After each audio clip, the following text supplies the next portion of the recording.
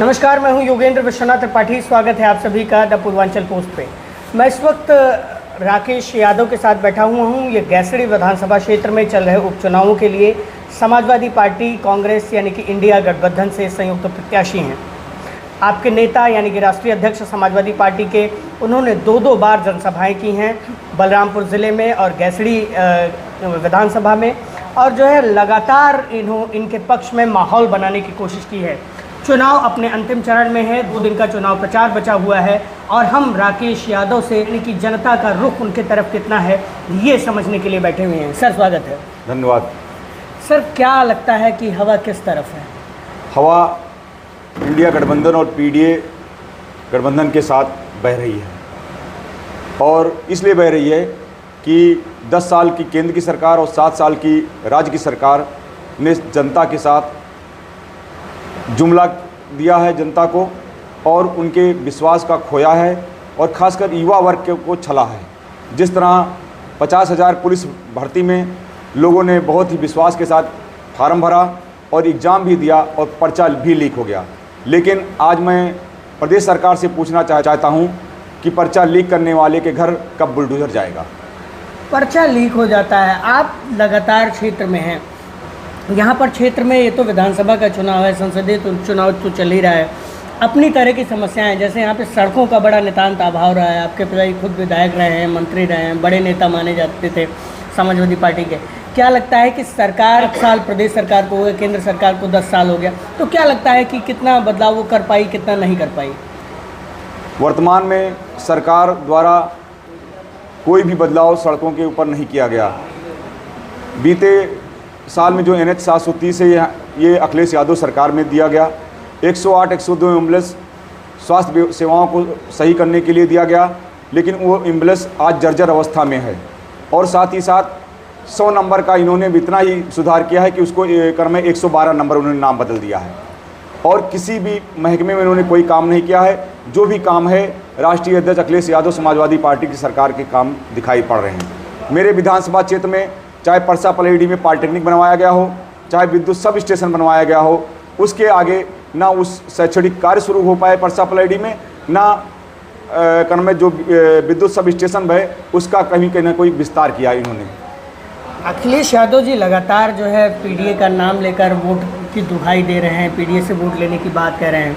क्या लगता है कि अखिलेश यादव जी का जो पीडीए का नारा है वो ज़मीन पर कितना सफल है? क्योंकि आप भी अपने प्रचार के अंतिम दौर में हैं और आप इस क्षेत्र के गांव-गांव में गए हैं। क्या लगता है आपको? पीडीए का आंदोलन ज़मीनी स्तर पर दिखाई पड़ रहा है। पीडीए ने कहा था कि जातीय जनगणना होनी चाहिए, जिसकी जितनी संख्या भारी उसकी उतनी हिस्सेदारी होनी चाहिए। ये जन जन तक पहुंच गया है, और ख़ासकर संविधान बचाने और आरक्षण बचाने का ये चुनाव है, जिसे पीडीए के लोग जनता के बीच में ले गए हैं, और इसकी जनता के द्वारा सुनवाई भी हो जा रही है और इसकी चर्चा भी हो रही है। गांव स्तर पर चारपाई में अपने बैठ करके अपने बच्चों के भविष्य के बारे में इस पर चर्चा भी करते हैं। लोग कह रहे हैं कि आप अपने पिता की विरासत को आगे बढ़ाने के लिए यहाँ पे काम कर रहे हैं।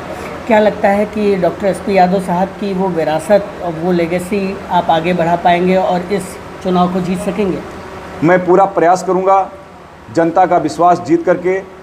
मेरे पिताजी की जो विचारधारा है समाजवाद की, अम्बेडकरवाद की, उसको हम आगे लेकर चलेंगे। और साथ ही साथ जो विकास का मार्ग है, सत्ता में रहते हुए उन्होंने बहुत से विकास काम कराए, और सत्ता में ना रहते हुए उन्होंने संघर्ष के माध्यम से माँ पाटेश्वरी विश्वविद्यालय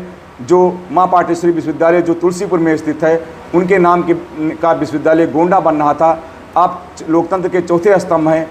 आप जानते हैं कि इस मुद्दे को सर्वप्रथम मेरे पिताजी ने सड़क से लेकर सदन तक उठाया था, और संघर्ष के माध्यम से गोंडा जिले से माँ पाटेश्वरी विश्वविद्यालय जनपद बलरामपुर में बनना शुरू हो गया है।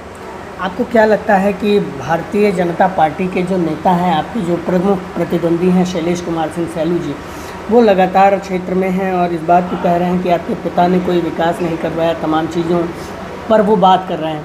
क्या लगता है उनका कहा कितना सही है और उन्होंने कितना विकास करवाया? अगर क्षेत्र में 50 पुल बने हुए हैं तो 48 पुल मेरे पिताजी के द्वारा समाजवादी पार्टी सरकार में बने हुए थे। मेरे समाजवादी पार्टी सरकार में समाजवादी पेंशन बना था, 500 रुपया महीना मिलता था महिलाओं को। आज वो पेंशन इन्होंने ख़त्म कर दिया है। साथ ही साथ विधवा वृद्धा पेंशन भी ख़त्म होने के कगार पर हैं। और उन्होंने जो आरोप लगा रहे हैं वो खुद नहीं जानते हैं कि हम अपना विकास काम कितना किए, क्योंकि कहीं भी उनकी भाषण में विकास कार्य के बारे में कहीं कोई भाषण नहीं होता है। आप एक दिन राकेश यादव जी, जब आप अखिलेश यादव जी यहाँ पे आए थे तो आप मंच से बोल रहे थे, तो वो कह रहे थे, आपने कहा कि कोई यहाँ पे पैसे लेकर आया है, कोई किसी को कोई डराया धमकाया गया, तो किसकी तरफ आप ये चीज़ें इंगित कर रहे थे? वर्तमान सरकार द्वारा किस तरह सरकारी मशीनरियों का प्रयोग करके ब्लॉक के माध्यम में आप ब्लॉक में देख लीजिए, हमारे प्रधानों को प्रताड़ित किया जाता है। जैसे नदी को पार करने के लिए मल्लाह को मल्लाही दी जाती है, ऐसे ब्लॉक को पार करने के लिए हमारे प्रधानों को मल्लाही दी जाती है। किस तरह हर महीने किसी न किसी बहाने चंदा के माध्यम से प्रधानों का शोषण किया जाता है, और प्रधानों का जो बजट था 33% उसको कम कर दिया गया है, जिससे गांव के अंदर कोई विकास कार्य नहीं हुए। अभी हर घर जल योजना के अंतर्गत जितने भी गली में सीसी या खड़ंजा लगा हुआ था उसकी उन्होंने खुदाई करके पाइप डाला है, और वो सड़कें, वो कन्वेन जो गली हैं, सीसी रोड सब बद से बदतर हालत में हो गए हैं। मामूली सी बरसात में गांव के अंदर चलना दूभर हो गया है, महिलाएं कहीं गिर रहे हैं, कहीं बच्चे भी गिर रहे हैं। मेरा आखिरी सवाल आपसे, आपने 20-22 दिन चुनाव प्रचार किया, खूब मेहनत की, आपके पक्ष में बड़े बड़े नेताओं ने यहाँ पर आके आपके लिए वोट मांगा। क्या लगता है जो वोटिंग परसेंट है यादव, मुस्लिम और अल्पसंख्यकों का, तो वो जो है कितना आपके पक्ष में आ पाएगा, जो पिछड़ों का पूरा जो वो है? पीडीए पूरी तरह समाजवादी पार्टी और इंडिया गठबंधन के साथ में है, और साथ ही साथ जो अन्य सामान्य वर्ग के लोग हैं, जो पीड़ित हैं, जो अपने बच्चों की पढ़ाई कर रहे हैं लेकिन उनको सरकारी नौकरियां नहीं मिल रही हैं, वो बेरोज़गार होकर के घूम रहे हैं और शहर के अंदर बाहर रह करके पढ़ाई करते हैं, तैयारी कर रहे हैं, कोई भी विज्ञापन सरकारी नौकरियों का नहीं निकल रहा है, वो भी निराश हैं। मुझे पूर्ण तरह से विश्वास है कि गैसड़ी की पूरी जनता समाजवादी पार्टी के साथ खड़ी है और मुझे सेवा करने का अवसर प्रदान करेगी, और मैं अपने पिताजी द्वारा अधूरे किए गए कार्य को मैं पूरा करने का प्रयास करूंगा। तो ये थे मेरे साथ राकेश यादव जी, जिन्होंने बेहद साफगोई के साथ अपनी बातों को बताया, और बताया कि 24-25 दिन प्रचार करने के बाद इन्होंने जो प्रचार किया है उसका कितना इम्पैक्ट है, इनके बड़े नेताओं ने जो आकर इनके पक्ष में प्रचार किया है वो उसका कितना इम्पैक्ट है।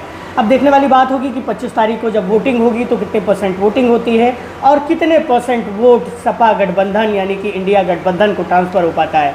खैर 4 जून को नतीजे आएंगे, तब साफ हो जाएगा कि कौन माननीय विधायक बनकर गैसड़ी की आवाज़ को सदन में उठाने का काम करेगा। नमस्कार, मैं योगेंद्र विश्वनाथ त्रिपाठी, द पूर्वांचल पोस्ट के लिए।